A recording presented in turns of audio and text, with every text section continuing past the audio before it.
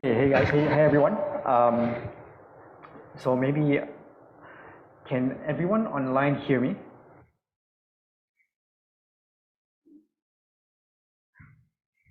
Yeah, it's coming through. Okay, great. Yeah. Okay, hi. So good evening, everyone. Thanks a lot for joining. Really appreciate the opportunity to come and share with you. Today I'm going to talk a bit about Lendlease Podium. So I'm from Lendlease Podium, and I am a product manager. And today I'm going to take you through the product and just give you a bit of an overview of what we're trying to build, the pitch, and also give you a demo.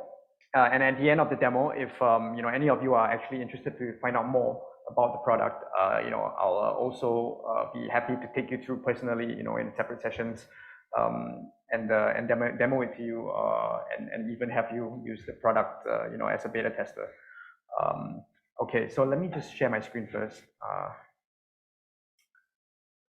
Right. Okay, one second.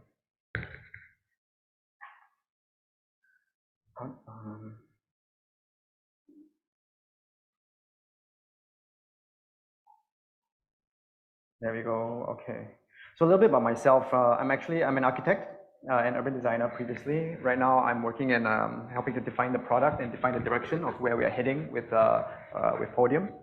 So now, although I don't practice architecture, I use my SME knowledge to inform the product and hopefully contribute to the ecosystem in Singapore as well. So in the beginning, let's start with Lendlease, right? For those who may not know, Lendlease is a real estate developer that is from Australia. We have actually had a Singapore presence for quite a number of years. We started building one of the first few HDB buildings actually back in the 70s. And since then, Lendlease has been around. It has three arms. It has investment, development, and construction. And it's actually an integrated developer that can execute projects all the way, right? And digital on top of that. Right, and some of the developments that you might have come across in Singapore are PLQ and Somerset 3 and 3. Right, our team is based primarily in Singapore. We are headquartered in Singapore. So, I think right now we have chosen to situate our market in Singapore first. And previously we were actually a little bit more distributed, but we identified the opportunity and for Singapore to be a testing ground for us to build the product. There are several very good reasons for why we chose that, which I'll take you through later. But our team spans across Silicon Valley, and we have a team in India and Australia as well. So the problem with the AEC industry, right? I think that we've all experienced it somewhere or another. There is a lot of rework all the time when things change. Regulations are always difficult to harmonize. There is our productivity, even though we have a lot of new technology and new initiatives to actually improve it, it has been getting worse, right? Or it hasn't really been, we haven't seen the benefits of it yet. And really, from all of these here, the problem that we've identified is as the root cause, right? Is that it's very fragmented. The buildings are also project-based. It's actually a commodity that is very different from other types of commodities. Land is location-specific, whereas oil, gold, you can transport it around, right? So these are actually things that are very specific to our AEC industry, and it requires also a specific approach toward product development, right? So we cannot compare it to like Uber or Amazon. They're actually fundamentally very different. But regardless, that's the problem that we face, and that's why we are going to be addressing that with our product. Now, back to why we chose Singapore, right, as our primary market as a start, right, before we scale overseas, is because Singapore, as you know, we have this, the IDD initiative, and that is part of the larger, ITMs across the different industries. I think that Singapore is very actively trying to encourage these things from the top. We have a very vertically integrated government, so that is actually quite exceptional, globally, right? Singapore actually, like our agencies can contain all of the functions of project delivery. So for example, HDB, right? From planning, design, all the way down, right, to just before construction, and even beyond, some of the manufacturing also HDB can oversee. So that's quite unique, and I think that's the types of organizations that we have in Singapore in the government. Also coupled with the fact that Lendlease is vertically integrated, right, allows us to rethink the project delivery process and question why is it fragmented and how can we change that. So I think what is really exciting for us, as being in Singapore and being in the Singapore architects, right, is that I think Singapore actually has a potential to demonstrate to the rest of the world, a form of city making, right? So now this is a little bit bigger than what Podium is actually after, because what we want to do with Podium is to help build the ecosystem in Singapore. So it's not just about getting more users or like scaling and getting more customers. Actually, it's also about like upskilling and bringing everybody up along the journey with us, so that Singapore can be a mature ecosystem, right? Which we can then export overseas. So, but that's the bigger picture now. Back to Podium, right? So what the product actually tries to do for the time being right now is that we want to accelerate design to supply through automation, and matching DFMA ready kit of parts to design outcomes. And we are also building an ecosystem, right, where developers and designers can connect with suppliers to create better outcomes. Now, design to supply, meaning that from zero, like all the way upstream, when the developer has built an investment case, they have found a site for their new building, down to the design phases, and then supplier inventories as well, right, all the way down to tender and up to construction. And DFMA ready, meaning that we are trying to assemble buildings based on parts that are already available in the market. So the value props that we are offering designers, right, is that we are automating the design and we are incorporating architecture, structure, and M&E engineering from the very beginning. So what that allows us to do is that it eliminates the need for project coordination, right? We can, if you have all of that planned up front, you don't need to coordinate downstream.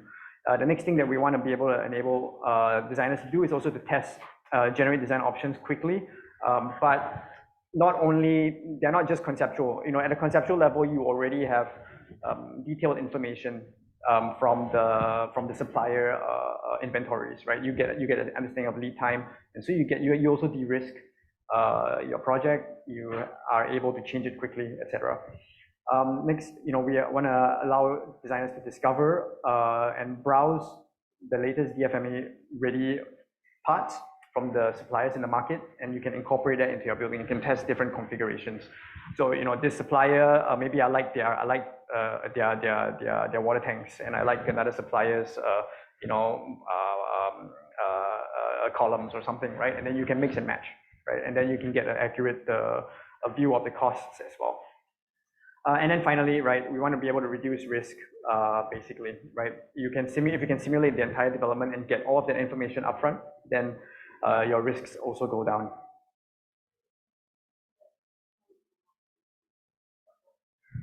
Oh, it's not showing on the Zoom? All right, okay, let me do that again. Yeah.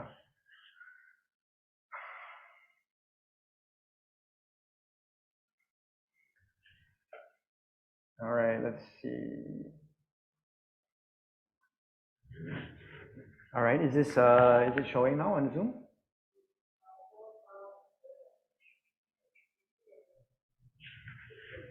Skip to the next one. Yeah. Okay. All right, cool. Yeah. All right. Thanks. Sorry, I didn't realize. Okay, so that was a pitch. And yeah, since the slides didn't show, if you guys have questions, anyone has questions about it, maybe we can address it after the demo, and then happy to take you through the slides again if you need to, or if you need more information. So now I'm going to share. I'm just going to dive into the product. right? Just give me a second. Right. Okay, I'm not gonna ask. Do you guys see the screen now on Zoom? Yeah. Okay. Thanks. All right, I got a thumbs up. Okay. So today I'm going to take you through a workflow for primarily targeted at designers, right? And for designers to generate residential buildings and to be able to to be able to configure their unit mix, right? So residential building developments, multiple buildings on a single development, configure a unit mix, understand if they meet their project targets, and then generate the structure for it as well. And then I will also connect the structure to supplier inventories, and then I will show you how the supplier parts will be integrated into that. And finally, I'll show you how you export that as an IFC file that is compliant to CornetX, and you can and as an IFC with all the attributes. Sorry, right? Okay, so let me just jump into it. So this is a project space where you might have multiple projects in Singapore here, right? And then this is a map that we can scroll through, and you see that each of these are a separate project. I'll start from scratch and just create a new project. Right. So I'm gonna call this. Oops, I'm sorry. Timeout. So let me see. Just be quick.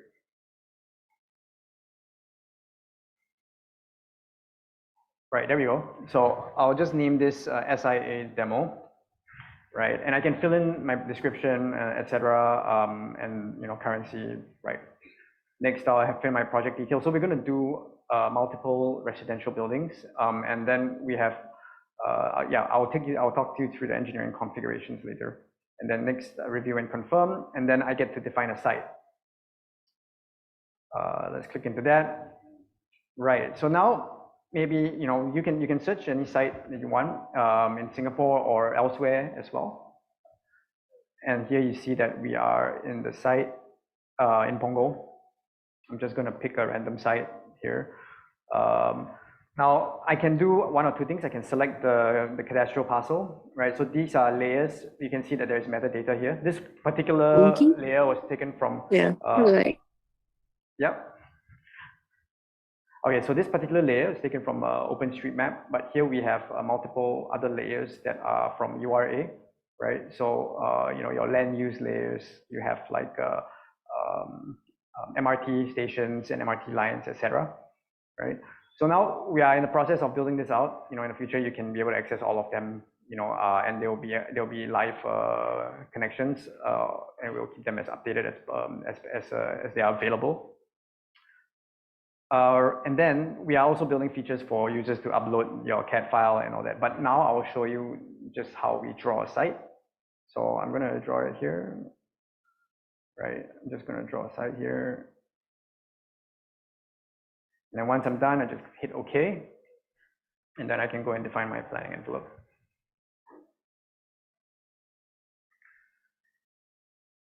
So right now, also currently as we speak, there are features that are being built out for the planning envelope to be automated, right? So your road categories, right? There will be specific distances associated with each one. But for now, I'll just show you like just a consistent 15 meters across all of the edges, and then I'll just make a 80-meter tall planning envelope. And then you see that we have just a simple planning envelope right now, right? Now that's the site, that's the envelope, and you can see we can just browse the site. The layers that we saw before are still available, so we can turn them on and off if we wanted to. You wanted to see they're still here. Now I'm going to go into the library, and we have a selection of different buildings that we can add into the site. So currently we've been working on enterprise agreements with a couple of customers. So you see that the focus has been on residential and industrial buildings, but we are also working on a more generic SaaS model where we would allow users to just create different types of massing. So anybody should be able to use it, even if you're not building residential or industrial buildings. So we'll start with a residential building. So once I've clicked on that, right, and I just click OK and I add it, and then I can just click OK, and you see that that I have a building that's generated. Now I can move that around, and I can edit that. So here you see that there is a line there. That's an abstraction of the building. That's what we call a spine, and I can change the length, and I can locate the lift core anywhere around it, right? So I'll just do that for the time being, and then I click on OK, and then it resolves, and then we generate a building there. The gray bar there, that's the corridor, and then the different colored boxes are the different unit types. So here we have 2, 3, and 4 bedroom units, 4 room units, sorry, and then you can change the unit mix by changing the percentage over here. I can also change the number of floors, right? So I'm going to change this to just 20 floors, and then I add the number of units as well, and it resolves.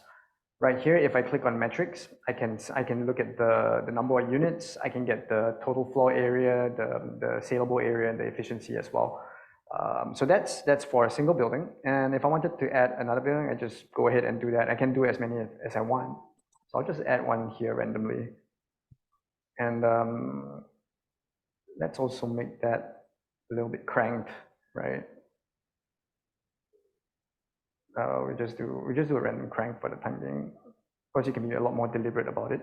And I'll make this 15, and I'll make this maybe just to change this, right?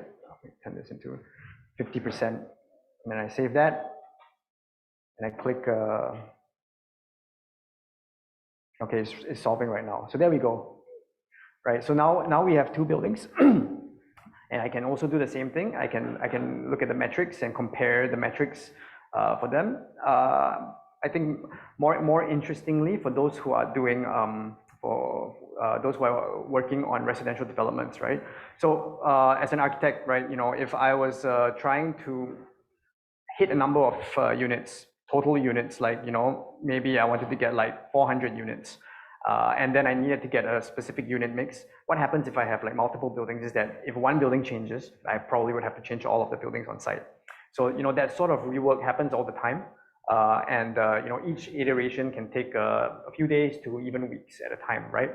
So right now we are providing features for users to be able to just check your unit count straight away, right? So between these two, if I hit my number of units across both, or if I don't, I just change the unit mix or the unit count, and then I'm good.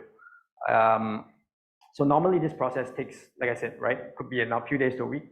Right now, what we are trying to do is to compress it down to just almost instantly. The other benefit is that I can show this to my my clients, right, on the screen, and I can change it straight away. So if they wanted to, they can say, hey, if you want to do, why don't we just rotate the building and make this smaller? Then I can do it straight away, right? And then you get a validated result on top of that. So right now we are building so I'm going to try to link this to like the AI. So we are in the process of building AI features. Some of them are inside, which I will show you later, but there are a lot of new things that are in the pipeline. So here, once we've done a simple massing, we are also providing links straight to like image generation. So you can also do that from here, right? We also have a chatbot, which is actually in another. I'll run it later, but it's still it's still in development. But we are developing agents that can advise you on like requirements as well. But anyway, hold that thought. I'll get back to that later. So basically, there are a couple of algorithms. There's an algorithm here that is at work. The key algorithm is proprietary, and we call it the greedy algorithm. And what it does is that it searches along a spine, and it tries to pack as many units as possible while respecting your unit mix, and also maximizing the count, right? So that's what the algorithm is doing. Behind the scenes, we also have what we call it is an object model. And basically, it's a data representation of all the geometry that you see here with additional attributes. What that object model allows us to do is to map every element that you see here to an IFC attribute, right? And that's really how we deliver for CornetX. Because as you know, CornetX for submission, you're going to have a lot of attributes. What we're doing is we are baking all of that inside here from the get-go. Now, one of the biggest pain points as architects, right, is checking for compliance. So this one that we are showing here, this particular compliance is the building spacing. So as you know, right, when the higher the building is, the more spacing you need to get. So you always end up having to calculate this all the time. And you know, every time you calculate, you know, maybe if you don't codify it, you might have to spend you know, a few minutes each time, or maybe longer, right, every time, and you have to check it over and over again.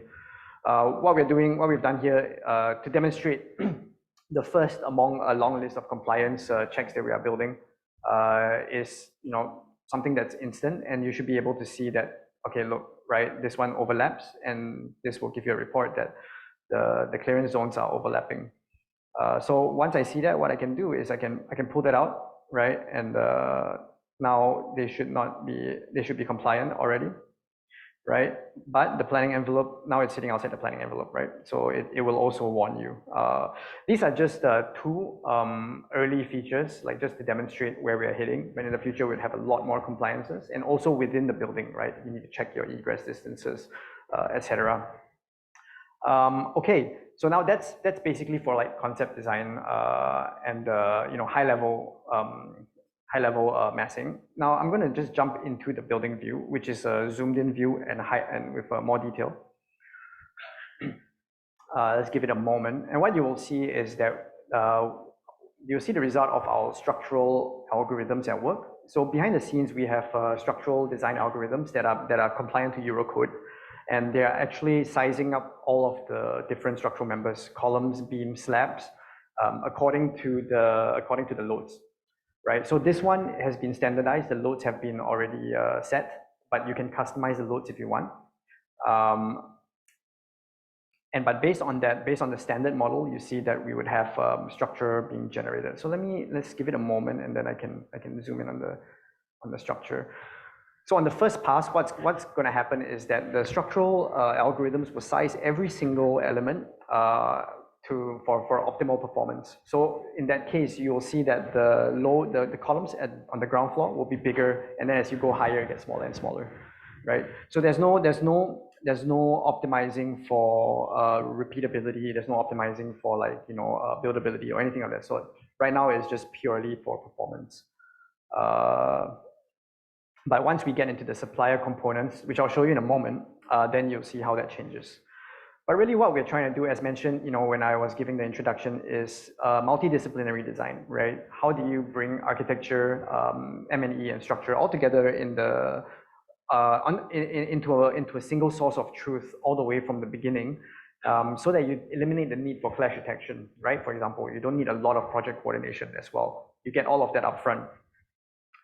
Let me see, it's taking a little bit of time, but I'm going to see if I can turn this off. And so, okay, it's still generating, but you can see that the structure model has been partially completed.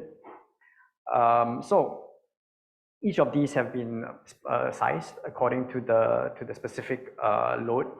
So they're all different. And if I click on them, you see that each of them have a specific ID. They have their own dimensions, and they have a product type. All these are not there yet. These are all the structural attributes, and they will come into play in a moment. Now, oh wait, sorry, what happened here? Ran out of battery, sorry. Okay, sorry, just give me a couple of minutes. I have to. Yeah, sorry. While it's restarting, does anybody have any questions? Maybe I can talk you through something. Or...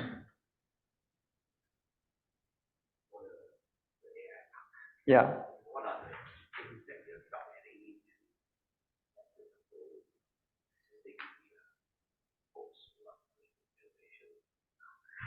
Yeah, okay, thanks. Yeah, thanks for the question. In case you guys didn't hear online, that question was from Li Meng. He was asking how we are, what kind of features for AI we are building to help users, right, to give value to users. So right now we are looking at like AI features to advise users when they are using the product on compliance. So I will be able to ask the chatbot, right? Hey, what setback do I need to what's the value for the setback that I have over here, for example? Or that's one use case. So the setback is one thing, but you know, you would have other things like, you know, what's your egress distance, or you know, is this model compliant? I can just type that in. That's one that we've already built already, and then there's another one that we are building that is a little bit more focused on developers. But when I am browsing for my site, I can open up a chatbot screen. I'll show it to you. There's a little bit, I think it's a little bit buggy, but I'll see if I can show it to you in a moment. But I can ask the chatbot, can you generate a site analysis for me? So the chatbot is fine-tuned on GIS data. They are looking at like historical data as well, and some economic and demographic data as well. And they are saying like, okay, this site, right, has or maybe, okay, I'll give you an example. I'm in Orchard Road and I'm thinking of building a new shopping mall, right? So if I ask for site analysis, then it will tell me, right, your competition for your shopping mall is like, Ion or all these things, right? And based on that, what are the recommendations, right? So what is the site connectivity? What are, is there MRT or this kind of thing? It will give you a list of all of those considerations and generate a map for you as well. So that's one of the other things that we are looking at. Yeah, but the longer term.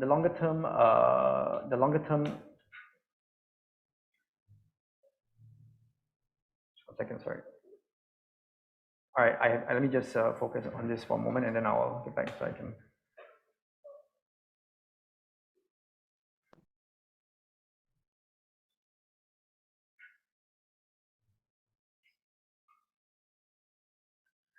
Right. So the longer term vision for AI, right, is that we have a thesis that we're going to start seeing more and more organizations become autonomous, right? You would see first you're seeing us like small narrow use cases being automated. So right now, right, coding or maybe just writing emails or something.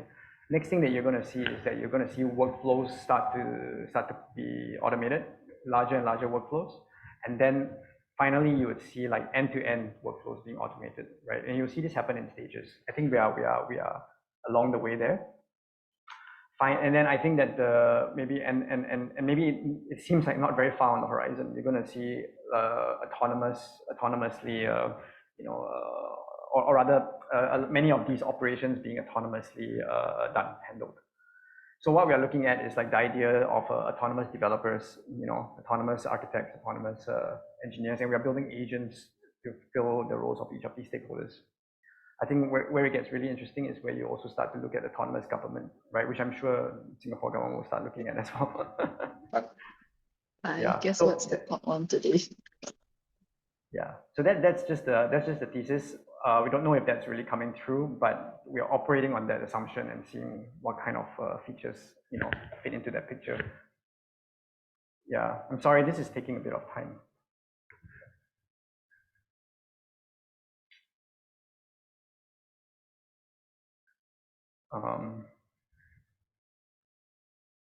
Yeah, is there any other questions that I can take while this is loading?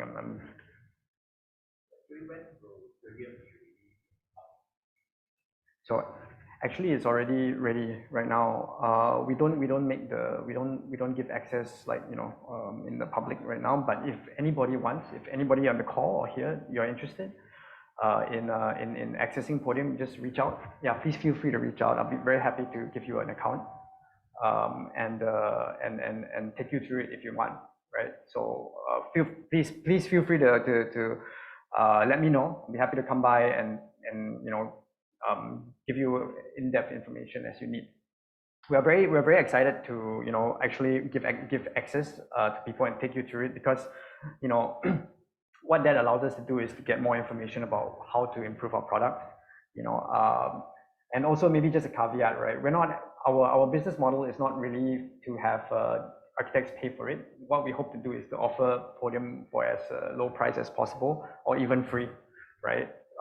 What we are hoping to do is to get developers to pay for it ultimately, right? Because they have the most money and they drive the project.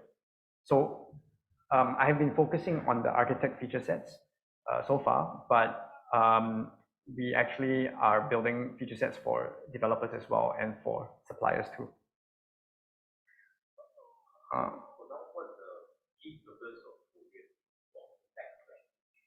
Yeah, so so right now we want to help architects to be able to accelerate their design process and also be able to execute multidisciplinary design from the very beginning, right? Right now it's only up to maybe schematic design, yeah, but we want to take it all the way down, eventually take it all the way to beyond DD actually, all the way ready for construction, right? That would be the idea. Because every time you, the problem is every time you give your model to a new stakeholder, right? Then the data becomes unstructured again, right? Because people start working on it, and then you have a lot of new edge conditions that come up, and then suddenly you have to clean up everything again. That doesn't even have to be for software. It's just you give it to somebody and then you have to redo it, right? Usually that's the case. But if you can keep it consistent across the entire project delivery cycle, you don't need to do any of that. That's the idea. And hopefully what we want to do is also, free up the time so that what we can automate is those fixed elements, like structure, there are certain things, right? Like for example, the residential we saw, those are elements that are all very fixed already.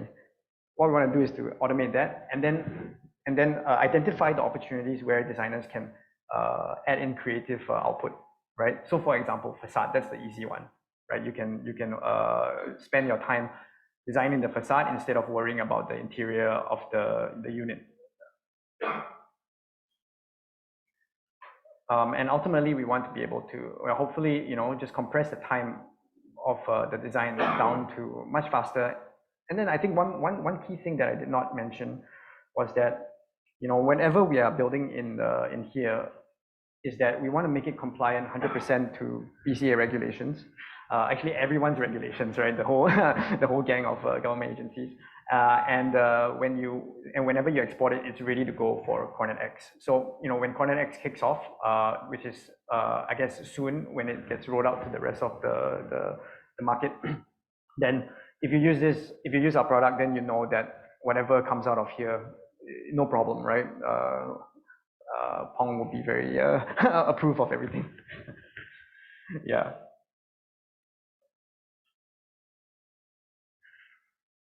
Okay, can you guys see the screen actually online? Yeah, okay, thanks. Yeah, really sorry about that. The laptop just ran out of battery, but I think we're just back online. Okay, there you go. Okay, so yeah, we were at the structure.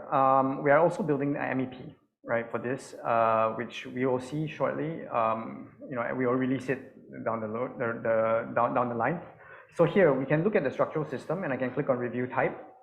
You see that I can actually choose different structural systems. So right now it's a precast, column, plank, wall, but we also are building presets for timber, steel, etc.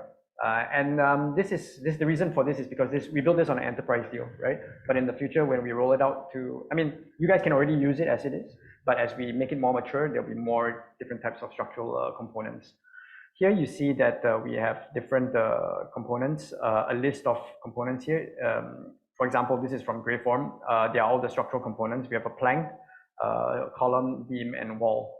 So what I can do now is that I can say I want to prioritize certain components. I want to pick this one because I like the concrete grade, and I want to prioritize it to be like I want only 150 mm thickness, 200, and maybe I want another one for 175 or something like that, right? Whatever it is, I pick those, and these are the ones that I want inside my building. I do the same for my columns. I'll just pick one, right, and then I'll do the same for my beams as well. Right. Okay, I'll skip the walls, and then I confirm.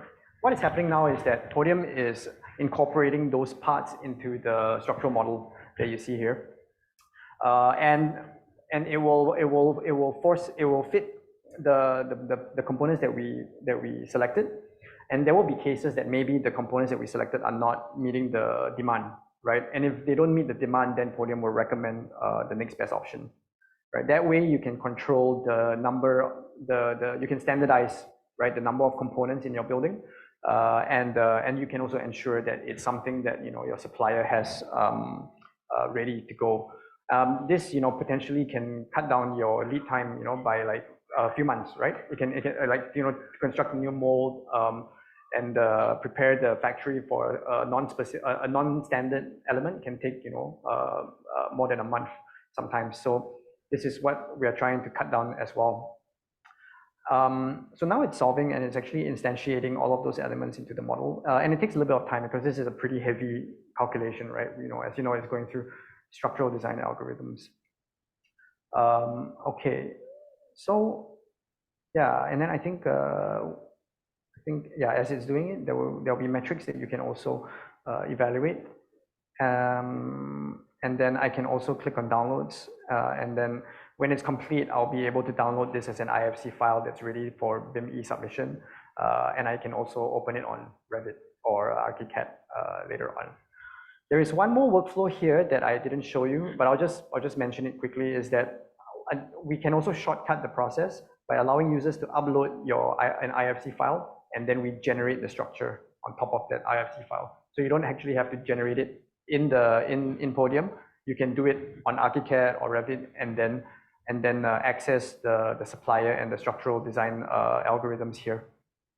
So now the structural design, the instantiation has been complete, and then when I click on any of the elements, you see that I have all of the different information there, and then I can also click on downloads. Okay, yeah, I think it just crashed. Sorry. Yeah, I can also click on downloads, and then I can download it as I can download the drawings of a specific element, or I can also wait 1 second. If I just select the building, I can download the IFC file.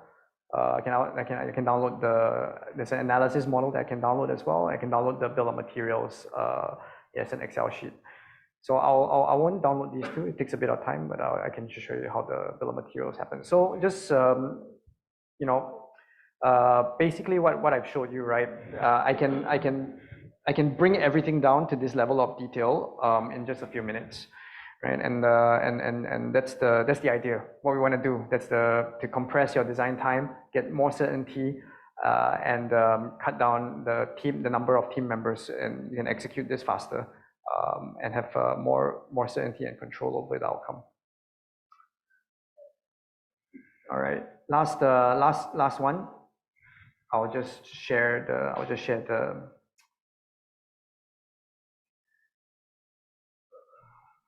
Excel sheet, and then that's it.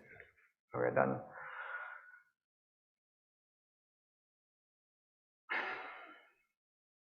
Yeah. Gets a little bit slow. Okay, I see that there are a few questions in the chat, I think. Let me see. All right, there's one. So yeah, while we're waiting for this, Silent X understood that there might be a high chance that certain compliance might not be complied. Is there a way I can export this file and continue? Yes. So yeah, I think what you mean is that not all the compliance parameters are inside yet, right? And yes, we are interoperability is a very important part of the product. So what we want to do is to let users use their own preferred ways of working as much as possible. So you can, number one, you can export the file and then you can continue working in Revit, right? That's one. But you can also import a file and jump straight into access like specific features as well using Revit or ArchiCAD. And then you can do that in the meantime, and then eventually when our product becomes fully mature, hopefully we would have all of the compliance already baked in, so you don't even need to do that anymore. But in the time being, you can do work in the way that you prefer. So this is the bill of materials that's generated as well. So you have your columns, your beams, and your slabs, and as you can see, the element IDs are all in there, and they all match the model as well. These are also you can locate like the specific element that's in the model by looking at this, looking at the IDs, and you have your dimensions, quantities. We're also building like carbon metrics, etc. Yeah, this will be all in there. Right. Okay, does anyone have any more questions? Any other questions? For the design development, so Podium site can also adapt automatically. Design development can also adapt? Yeah, so which means the detail, when you are clicking one click approach, then from the mapping goes into the detail, all the structural. Yes. So for the rest of the class, yes, that's right. That's right. So what I didn't show you is the MEP. We are building. So the way that you select your structural components, you can also select your MEP components. It's not here yet, but we are building that. So next time we will have like lifts from like Schneider or Schindler, right? And you can select that and put that inside. Or you have water tanks from X supplier and you put that inside. And you will use the same interface. Yeah. So for now, it's project capturing for public house. So how about the rest of the building? Yeah, that's a great question, right? So we are building. The other type that we are building is industrial, right? So we're working with HATC to build their ramp-up factories.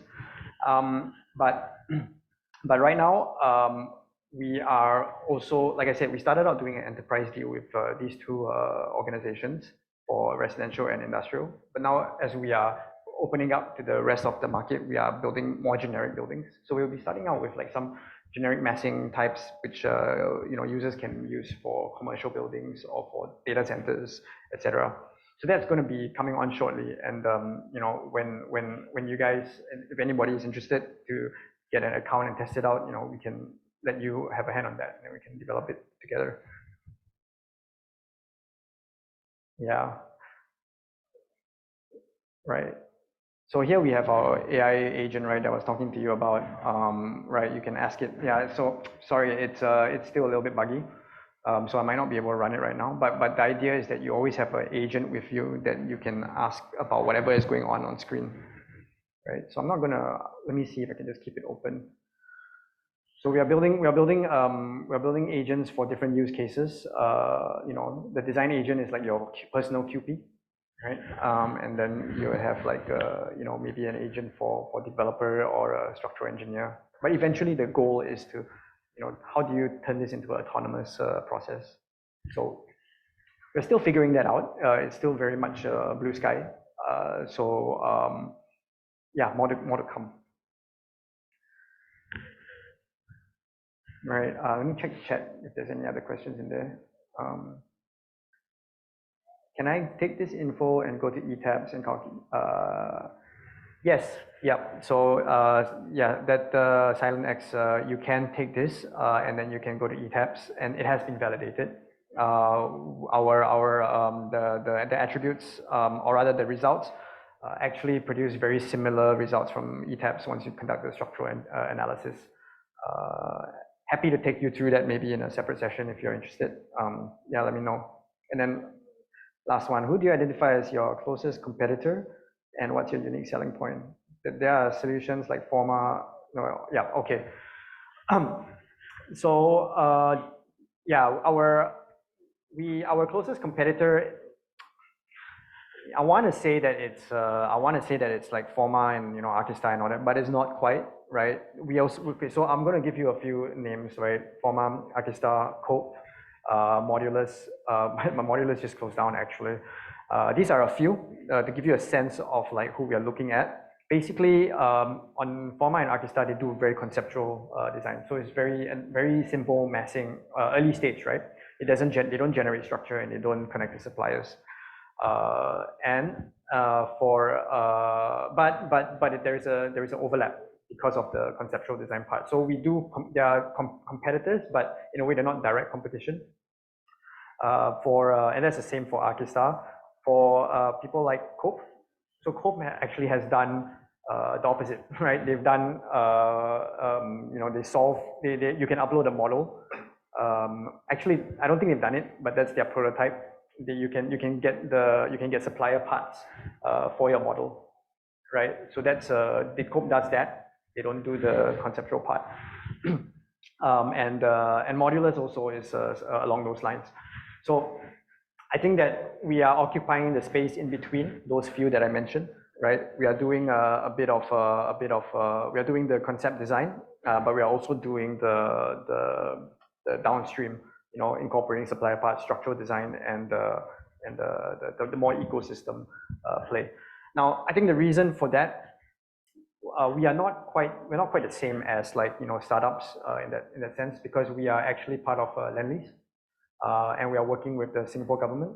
So it's we are a little bit, I would say we are like maybe partially state-led, because our incentives are actually aligned with IDD and the Singapore government.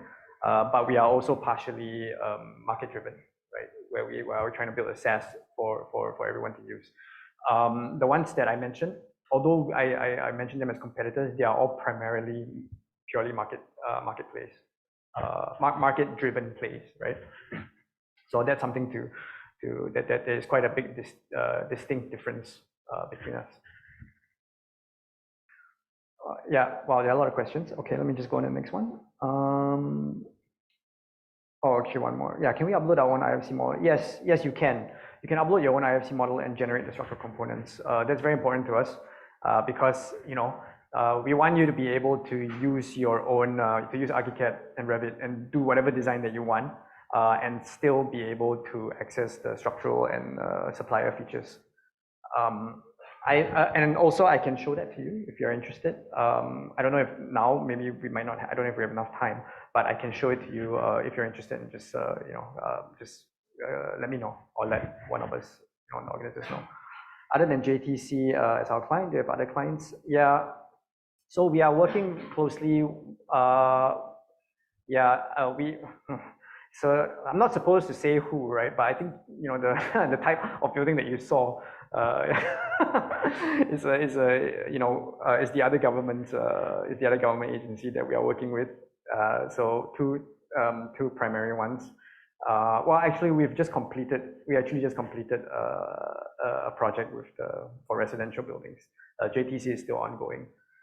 We are also we are working with Sabana actually.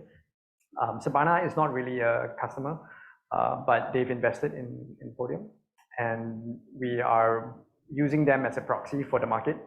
So we are treating them as a customer as well. So we are building for their teams, their architectural design teams, getting their requirements from them, and then what we want to do is to be able to bring that out to the public. Yeah.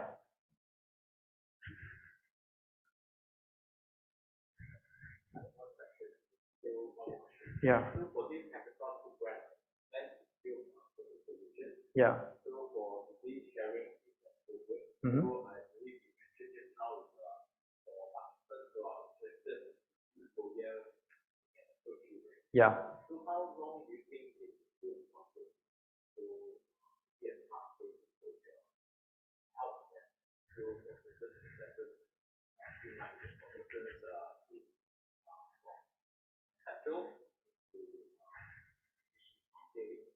Yeah. So one thing approach maybe apply to certain areas.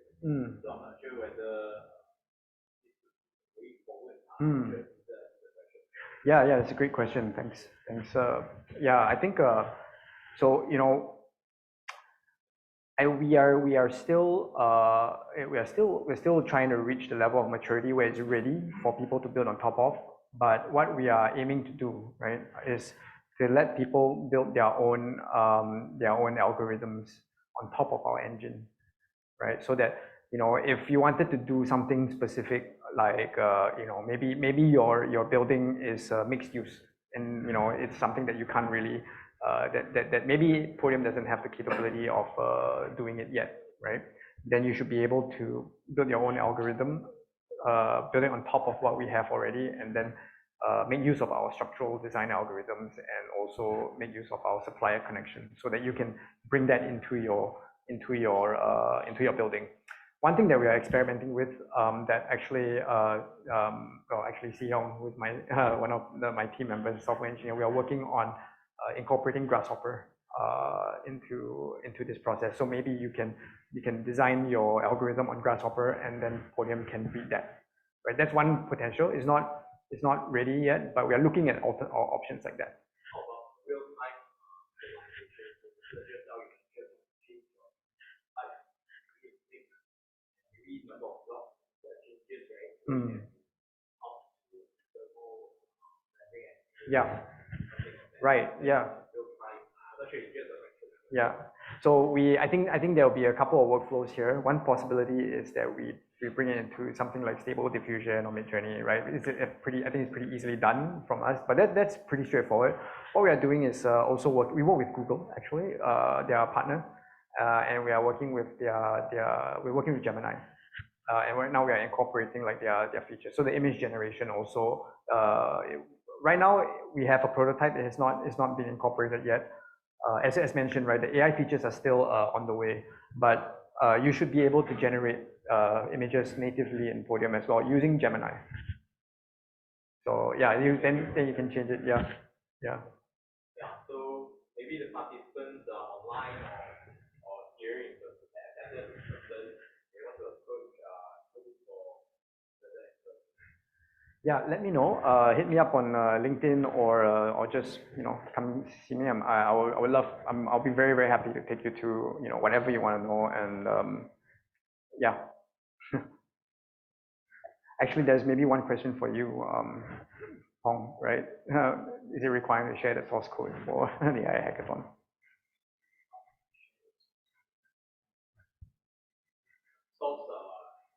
Actually the sharing part, because this is AI Hackathon, that's for upskilling for everyone.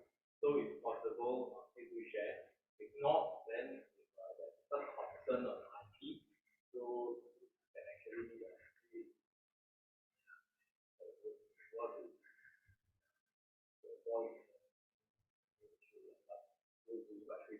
if you cannot share the code details, which do share the code.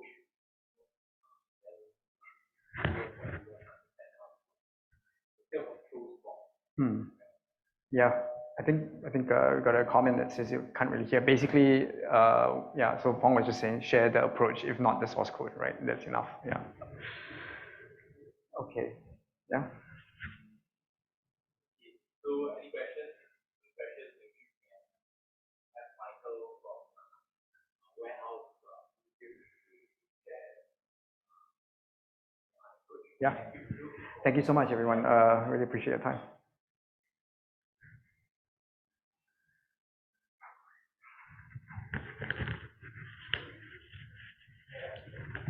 Yeah, it's a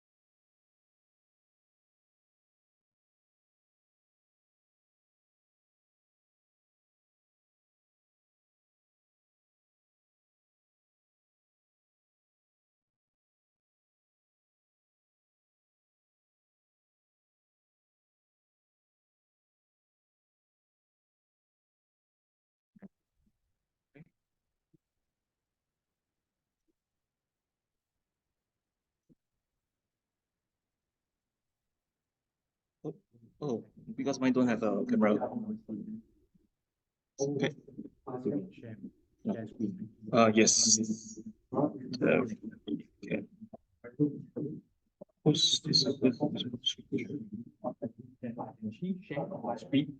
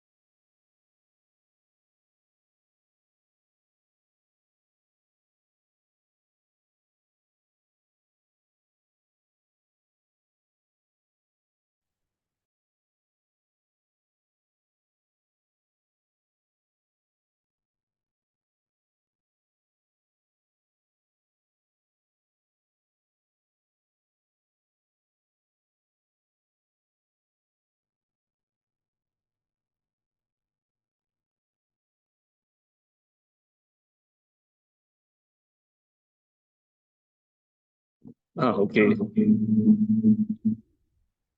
But now there's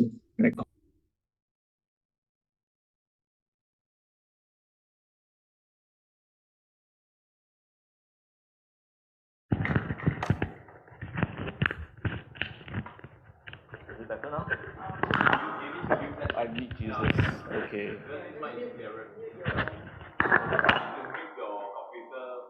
Okay.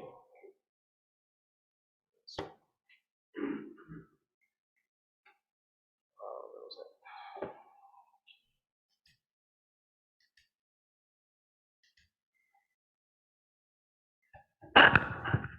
Sorry.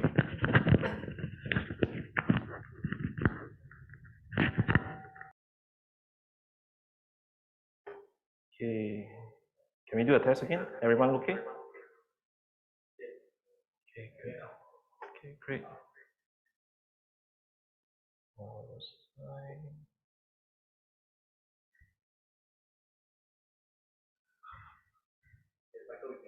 Okay.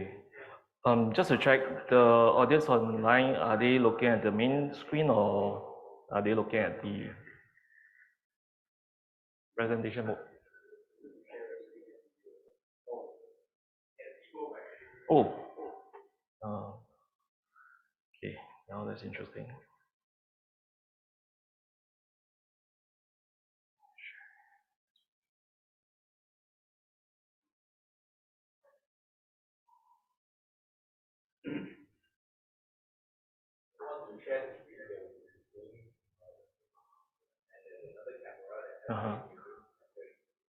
Okay. Okay. If that's the case, how should I go about doing that? Is this okay? Probably just go with this then. Right. So hi everyone. I'm Michael. Yeah.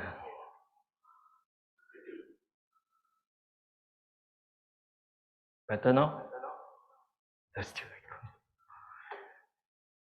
Okay.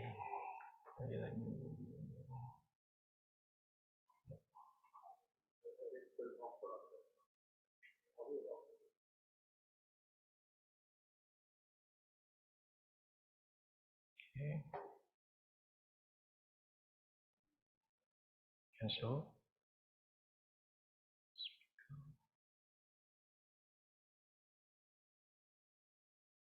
Okay. Better? Oh, okay, great. Yeah. Probably let me do an introduction. I'm Michael from Warehouse Blueprint. So can I have a show of hands? How many of you are architects or in the progress to become an architect? Okay. So disclaimer, I'm not an architect. All right. So I got a bachelor in civil engineering from the US. And subsequently, I went on to get an industrial engineer. So now I'm an industrial engineer, right? So coding is something that I do to ease my, to scratch my own pain, essentially, right? So this is, yeah. So later on, I'll be sharing with you my journey, how I come about Sketchup, how I got familiar with Sketchup, and then how potentially you can too as well. And it's relatively easy. Anyone saw these three drawings? Familiar with this? These are essentially CAD drawings, AutoCAD, probably CAD drawings. I'm sure most of you are familiar with. All right. So that was what started the whole journey. When I was in one of my companies, previous companies, as an industrial engineer, just graduated.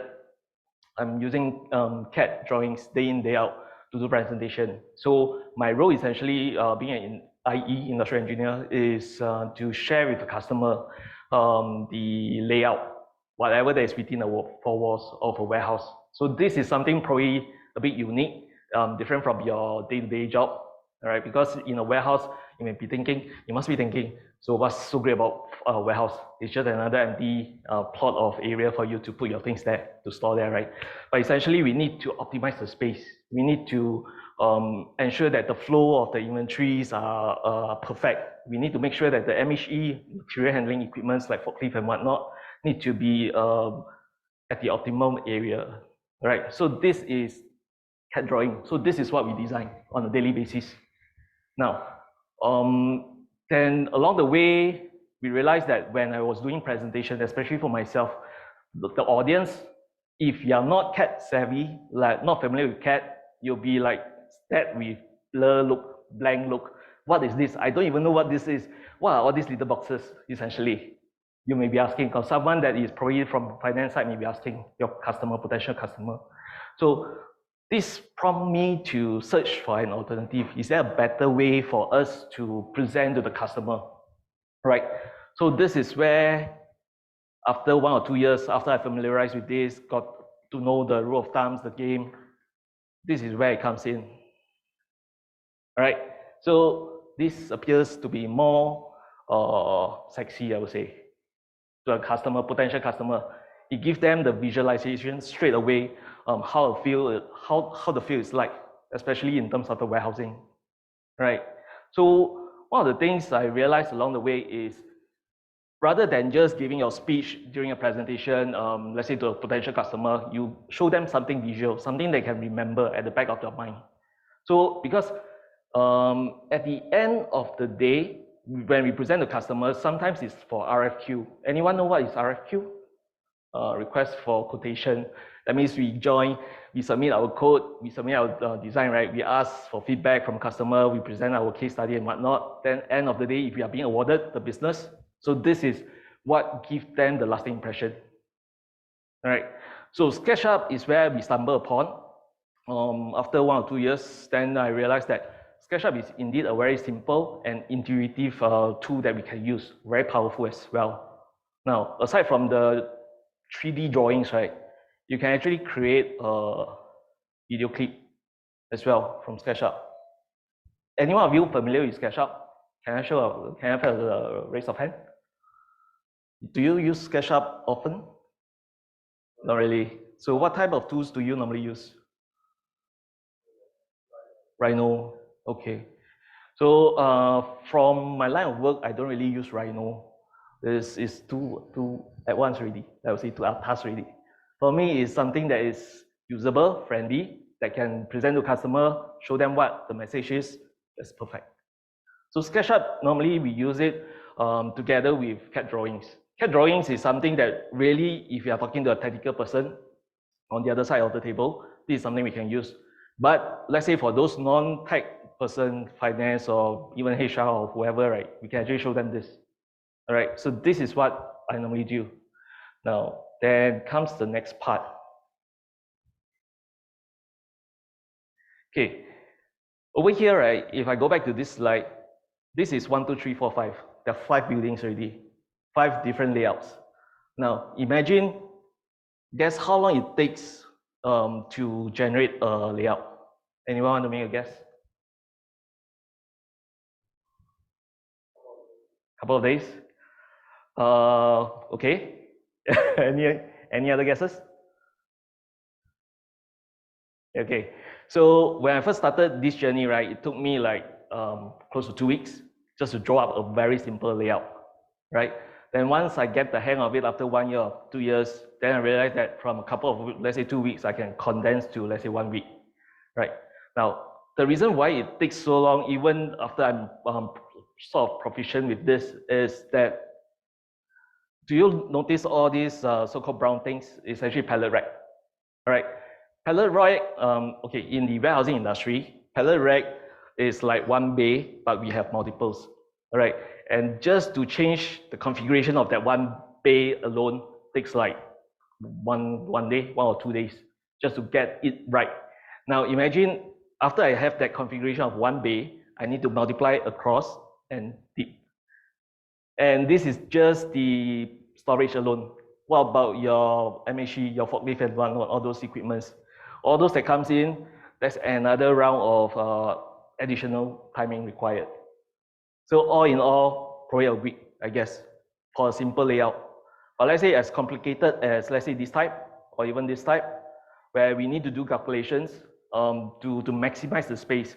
So one of the things being in this business is that customer or even the warehouse owner, the one thing they want is, I give you a space, I want you to optimize that space, to squeeze out every penny of that available space. So this is the objective from a business perspective, which makes sense. So now in order to do that, right, so we need to calculate, we need to find out what is the requirement, and then we need to draw it out. CAD drawing definitely is first step. Then after that, if time's allowed, comes in, right? 3D drawing and video. Now, then after that, one of the things you realize, 1, 2, 3, 4, 5, this is just 1, 2, 3, 4, four warehouses. And it takes 4 weeks, at least. Now, what happened? Is there a faster way to do it? Is there a way where we can make use of whatever components we have created over here and port it over to a new design, a new project? You may be asking as well. That was the one question I was asking myself. Okay, so that is where this comes in. Dynamic components as well as Ruby script. All right. So dynamic components are something that is, I'm not sure any one of you have heard of this term called parametric models, parametric components in other software. It's similar in nature. So where you change the parameters and the 3D itself can change automatically. Later I can show as well a quick demo. So essentially you do not need to break out the entire component and change the dimension manually. It can be done automatically, right? This is something I find very powerful, and potentially it can save a lot of time. From, let's say, just now I was sharing with you, to change the configuration of one bay takes like 1 day or 2 days, can shrink down to like 5-10 minutes or even lesser than that. All right, so that is dynamic components. Now, the next part is Ruby script. So the entire backbone of, or rather from a user perspective, I myself is a user, is I use Ruby script to script out some of the features that I want. All right, so this is something that you can as well. There are tons of software available, or rather resources available online, where you can download and read it up. And then from there, you try to code a simple code yourself. You can also use something called ChatGPT. I'm sure all of you know who or what ChatGPT is, right? You can actually use that as well. Later, I can show you what that is. Right. So I was using this dynamic components Ruby script for 1 or 2 years. Then subsequently, I realized that, hey, is this something that I can share with the world? Because I do find this useful. So this is where I developed 2 plugin extensions. Right. So with these 2 plugin extensions, literally, whenever I'm required to do a 3D model or a warehouse layout, essentially I can make use of this to generate out.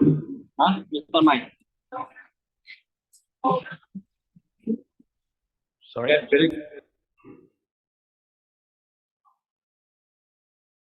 Is there a question? Oh, okay, no problem. Okay, so so essentially, right, these 2 plugins, 2 sets of plugins. The first set of plugins will have all the commonly seen components that you find in a warehouse. So likewise, being an architect, I'm sure you have common components that you see in every project as well. So one of the things you can do, probably take away, is you can generate that, create that, and for these components, commonly seen components, you can just duplicate from projects to projects. Right. The second one is generation of the heat map as well as creating the pick path. So this is a unique kind of, I would say, extension where we use the Ruby script to script out the programming and generate that. Right. So let me do, okay. So just now I was sharing the 2 plugins. The first one is Warehouse Blueprint. Essentially, this is how it looks like. I can do a demo right now. Now, okay, imagine, let's say, if you are the one I'm asking you to create a warehouse, a very simple warehouse. That means probably a building, a floor with 4 walls. How long do you think you need? Assuming you are very proficient with Sketchup already. Make a guess. A rectangular one, a simple one. A week? Okay. So right now, if you just click on this, probably let me try to pull this out. No, not this. Click on this.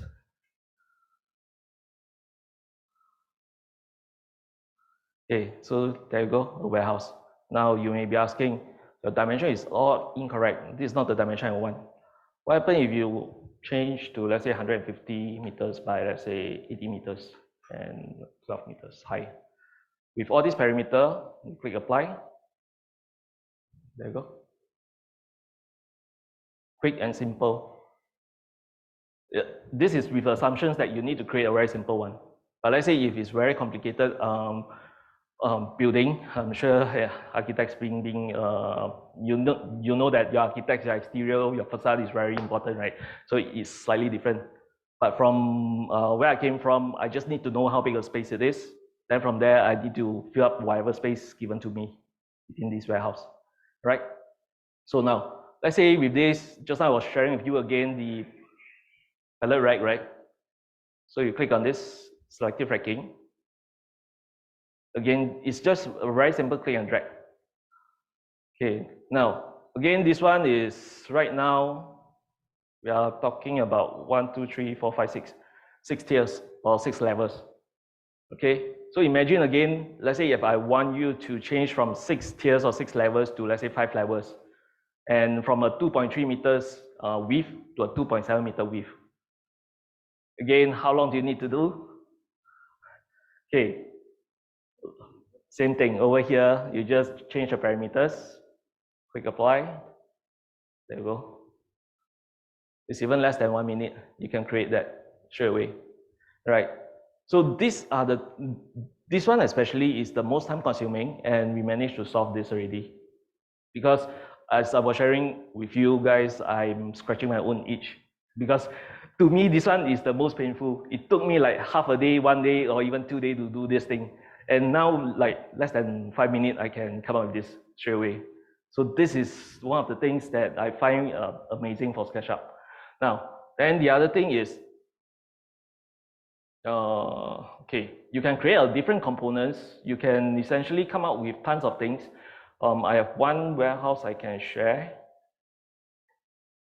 Where was that? Okay.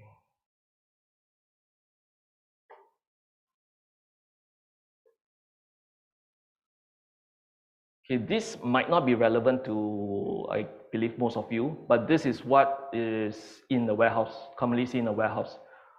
You have pallet racks, different type of storage medium. You have cantilever as well, flow racks. You have workstations. You have VLM machines. You have conveyor belts. You have MHE, what we term as MHE, or essentially your equipment, forklift, order picker, reach truck. You have probably rooms within the warehouse as well. Anyone of you have been to the warehouse, if I may ask? Okay, so you know what I'm talking about, right? Okay. Then you have the mezzanine as well, all this. So just imagine you can create such a simple warehouse like within probably 1 hour or less than that, instead of really drawing component by component, which takes you probably like a week. So this saves us a lot of time, all right? And on top of that, you can actually change the requirement as well. Let's see if likewise over here, let's say if I want to change the length of mezzanine to, let's say, 25 by, let's say, 15, click apply. Okay, this changed instantaneously as well. The only thing is you need to make sure that everything is in line, because right now, if you notice, it's actually out of whack. It's out of place already. You need to move your components around. Okay, so yeah, like I was sharing, this is something I find very useful. I created this myself. I'm sure, I was sure back then that this is not only useful to me, this is useful to someone else who is in the same role that I was doing, being an industrial engineer, in the design warehouse. So that's where it prompted me to create the warehouse blueprint. And when I put this online, I managed to find end users as well, who has a similar needs as me. All right, from actually the whole world, not only in Singapore, that find that this is useful. Right, so this is one. Then going back to over here, the other one is generation of the heat map. So this will take quite a detailed process, which I will not bore you with, but the end result, right, is this. So this is how it looks like. Remember just now I was sharing with you all the pallet racks, all the pallets, These are brown carton boxes. So over here, the other plugin extension, what it does is it creates a heat map. Anyone heard of heat map before this term? So heat map, typically you will see this in a website heat map, then where's the user pointing most often, or let's say on the road, the traffic condition, where the heat map is, the red color. So it works in a similar concept. In a warehouse environment, what it does is you have such a big warehouse. The locations that normally or the most frequently being went to will be by the pickers. What we term as pickers, the operators. So those most frequently pick will be depicted by the red color. So you can actually color code it to the different frequency. Those highest peak will be in the red. Those probably dates, what we term as dead stock. That means not moving for half a year, 1 year, or even 2 years. They are termed as dead stock. That will be depicted by blue. Now, anyone can make a guess what the problem is with this particular warehouse? Just a quick guess. Correct. The rate is all over, especially all the way to the back of the warehouse. So yes, they should be closer to front and where is the most accessible on the ground level. So that is ideally the what we term as slotting or the placement of the inventory. Those highest frequency item being ordered the most should be at the most accessible area. Because otherwise, imagine our pickers, right? Our team of pickers, they need to go all the way to the back of the warehouse, to the top of the warehouse in order to get the thing down. So this is a lot of wasted energy and time as well, right? So with this, straight away you can tell the operation manager, hey, look at this. This is not ideal. You should rearrange your inventory placement. You should do a reslotting exercise, right? Because if you tell them on paper, let's say in Excel, which one is the most frequently picked items and where are they located? All these are to them are numbers. They cannot visualize. But over here, straight away, you can tell what's the issue already. Even from a layman's perspective, you can see where the issue is, right?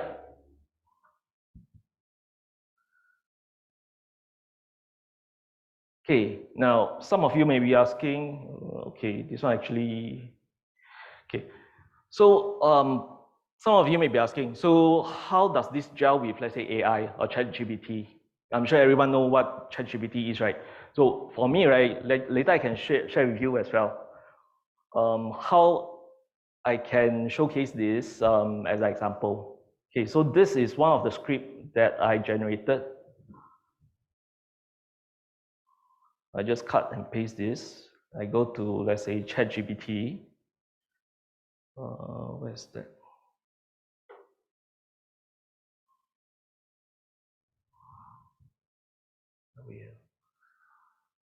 I just key in, paste. Actually, this was some of a result of the script.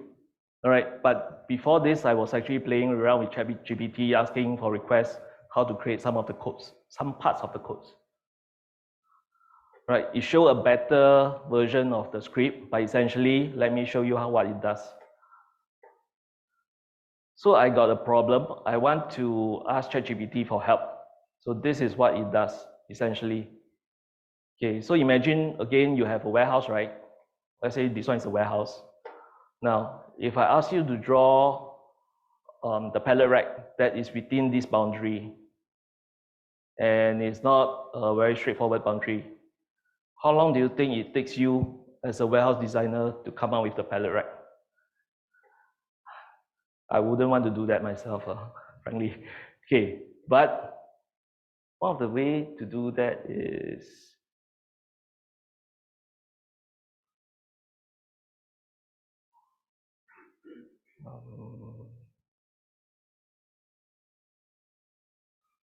okay. Just now the code, right? I just key in. It prompts me to search for the rack or the components that I want. So let's say rack 2 is the component I want. It prompts me the first column spacing, 350, assuming it's 3.5 meter. Then second column spacing, let's say it's 30 cm. Click OK. There you go. So straight away, it will prompt me this. All right. So all this with the help of ChatGPT in terms of Ruby scripting. So the entire script that I showed you just now, not 100% is from myself. I actually engaged the help of ChatGPT to create that script. All right, it's still work in progress. You may, okay, so this is very good, but the thing is, in the actual real life scenario, right, this will not work. Anyone knows why? Anyone can make a guess? You can't tell. Probably let me show you then. Okay, so this is the warehouse that we were talking about, right? Let me put this in this view. So, assuming I use this again.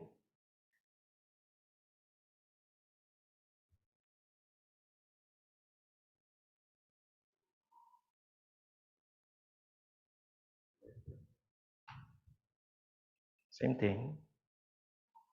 Same thing. Okay.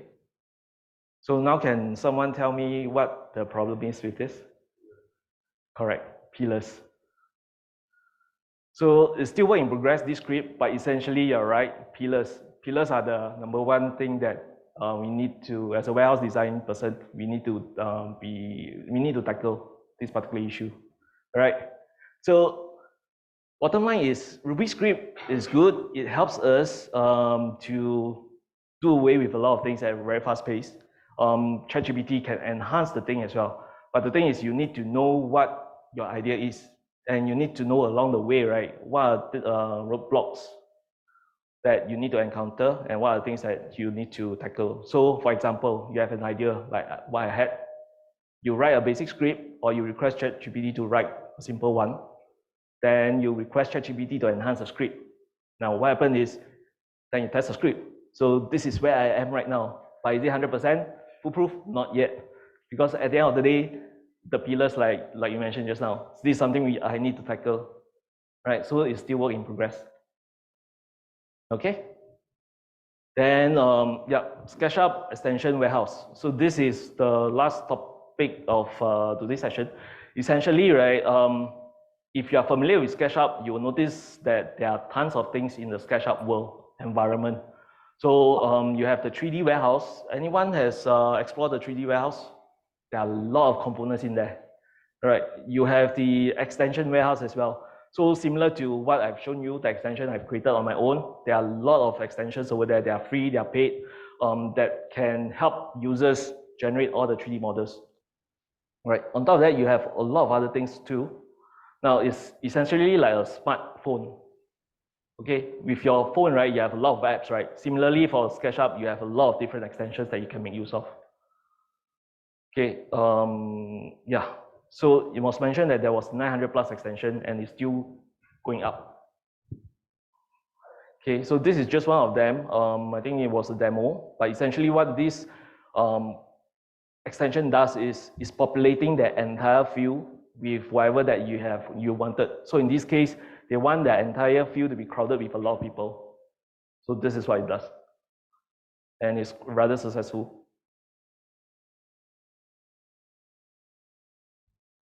Okay. Okay, extensions are a very powerful tool in Sketchup. But one thing to note is don't crowd your layout, your screen with so many extensions, because it will slow down the entire thing. The more extensions you add, right, the slower it becomes. So what I would suggest is those extensions that you find very useful and handy, you activate it. Those that you find it probably good to have once in a while you need to use it, then you install that as and when necessary. Okay, where to get the extensions? So a couple of ways. The first one is I was sharing with you extension warehouse. That's definitely one of them. All right. The second one is Sketchucation. Again, anyone has seen this before? So you Google Sketchucation. Essentially, once you log in, you are able to download a lot of things over there as well. It's a forum for Sketchup. The third one is product website. So let's say, for example, you go to my product, my warehouse, warehouseblueprint.com.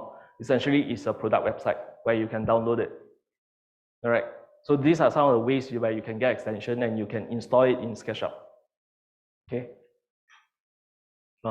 This one I will skip because it's how to install the extensions basically. Okay, what kind of extensions are there out there, especially for, let's say, architects? So these are some of the commonly seen ones that you may find very useful. Okay, then these are the ones that is more complicated. For example, tools on the surface generate curve and slope skin. So these are some of the things like, for example, you need to have a curved surface.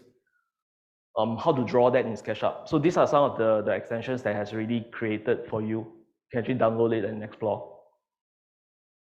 So for architects, these are some of the useful ones. For example, the Merdic Foundation, Merdic Trust. This guy is, if you go to forum, you will see he's actually quite popular in one of the forum. He created extensions, TIG as well. He's also another guy that is quite popular in the forum. They are essentially, aside from their day job, they also create extensions for their own need and in turn benefit the entire ecosystem. Right, so these are some of the extensions for speed. So, okay, one of the things probably I can share with you is the more component you have, the bigger your warehouse is.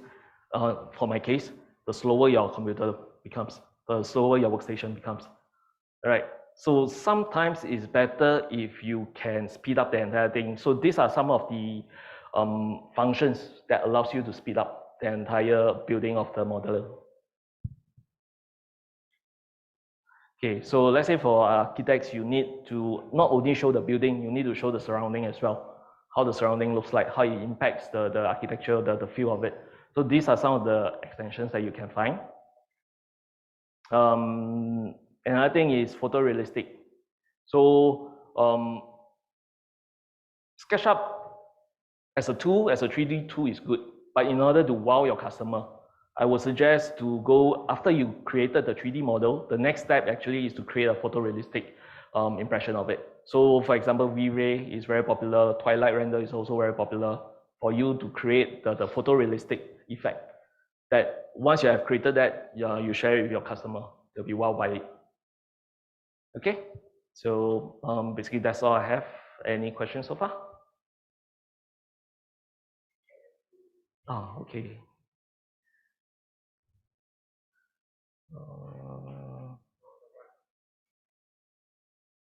Yep, don't think there is. I have a question. Yeah. What's your workflow like usually? Like once you're done with Sketchup, what do you do with the model? Okay, so once I'm done with the SketchUp model itself, the next step is, assuming I have time, because most of the time RFQ are very short in time. So assuming I have time, I will render it. And once I render, I generated that, the next step is if I can create a video, that's fantastic. So after that, then that's where the presentation comes in with the customer.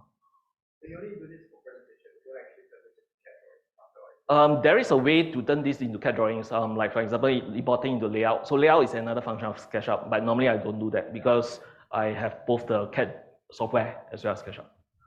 Yep. You do CAD separately from SketchUp? Correct. Correct. Yep. Thank you. I was working on this for some time in our company. The dimension I saw was that I was generating line models for ranking. Yep. Parametrically. But what I saw when I talked to the supplier was that they were using SolidWorks.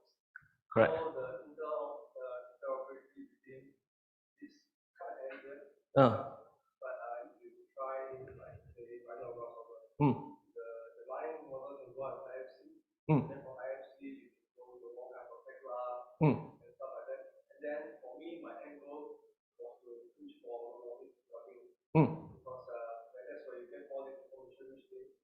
Correct. You start to become like this design production workflow. Correct. Okay, so if I understand correctly, when you say IFC, I'm assuming that you are from the vendor side.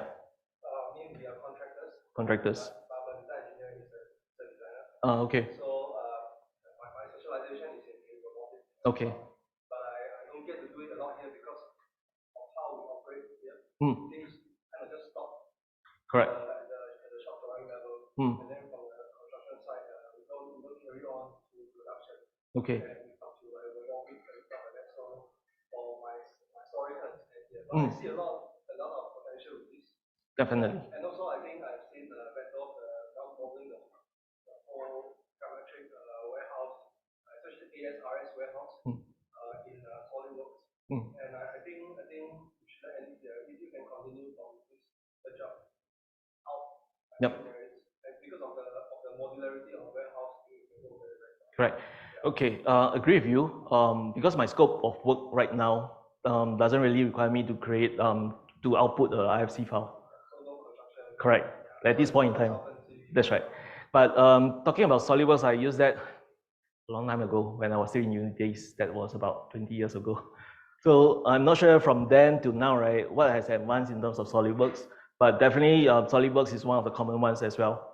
I think more for mechanical engineering, I gather. Yeah. But for Sketchup, it actually served my purpose to portray to the customer the image, the message that I want to put across. If you one day want to definitely. Definitely. Yes. Well, that's good. That's good input. Yep. Okay. Anything else? Anyone else has a question? All right. If not, last check. No. I think there's no question. If any participants that's interested to work with Michael, maybe we can work with Michael separately. That'd be good. Yeah, definitely. Yeah, it is possible. Just to share, Michael is actually just a user of Sketchup. Actually, so Sean is actually from Sketchup itself. So we thought it's actually very better to have our users as well sort of sharing. So yeah, that's why. Yep. Correct. So yeah, thank you. Sketchup definitely is the tool to use, I would say. All right, thank you very much.